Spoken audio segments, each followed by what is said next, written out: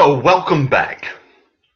This is the 57th segment of Making Sense for 7 Minutes, a summer-long series, Monday through Friday, where we are exploring in bite-sized pieces our historical narrative as given to us in the Bible, and asking, as always, the immeasurably relevant question, so what? A number of years ago, a really good friend of mine who has since passed away was wondering about the resurrection of Jesus. Now, he wasn't a Christian, although he liked to be called one. Now, how do I know that he wasn't a Christian? Well, for one thing, he didn't believe in life after death, so that was my first clue. Nor did he believe that Jesus had died for his sins. I can take responsibility for my own sins, is what he told me more than once, to which I would reply, you certainly can, but it's not going to be pretty. You see, if being a Christian means that someone has accepted Christ as their Savior, accepted his dying for their consequence of the sin that's in their life, and are therefore reconciled to God, if you don't believe that Jesus did in fact die for your sin, then obviously you're not going to recognize him as the solution to your sin problem and accept him as your Savior, and you're simply not a Christian, no matter how much you would like to be referred to as one. But I think that part of the reason that my friend wanted to be referred to as a Christian was because he really loved the church and he was devoted to his church. However, he went to a church where the clergy really didn't care what he believed. Not that I think they ever asked him.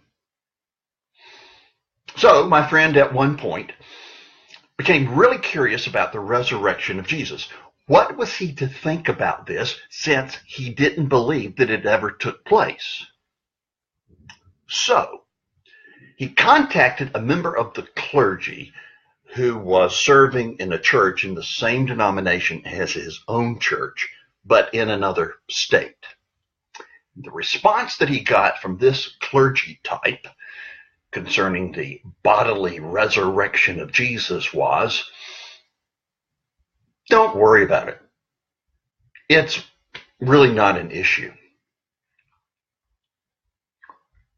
When my friend told me this,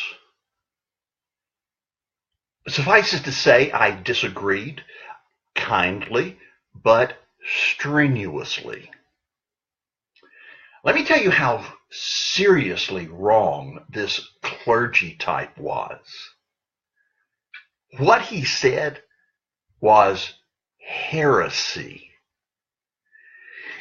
It is the denial of a fundamental and central tenet of the Christian faith and putting in its place a lie. Let me give you some big reasons why I say that this is crucial. Besides the fact that Jesus' resurrection accomplished the defeat of death, as explained in 1 Corinthians 15, it also provides the historical confirmation that Jesus was who he claimed to be and did what he said he was going to do.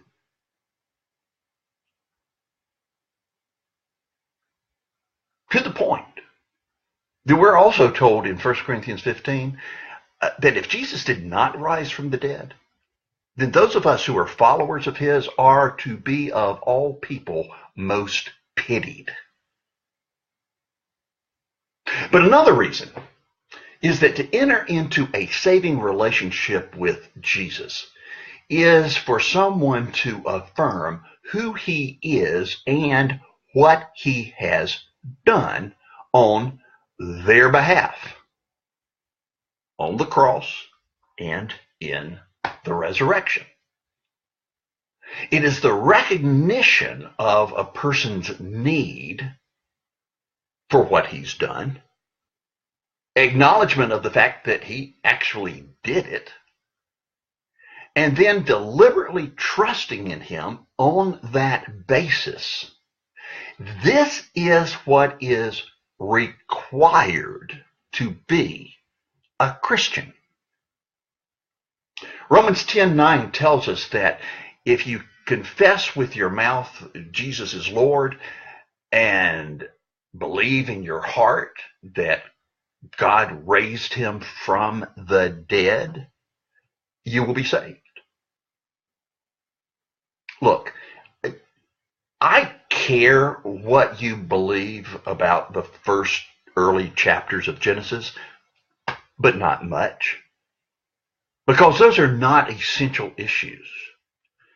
There are such things as the fundamentals of the faith that are delineated and affirmed in such creeds as the Apostles' Creed and the Nicene Creed, which my friend, by the way, recited in the church every Sunday and lied through his teeth. But then there are the essentials of the faith required to be a Christian, trusting in who Jesus is and what he did on your behalf and appropriating it into your life. God's love is unconditional. His salvation is not. Thanks, y'all.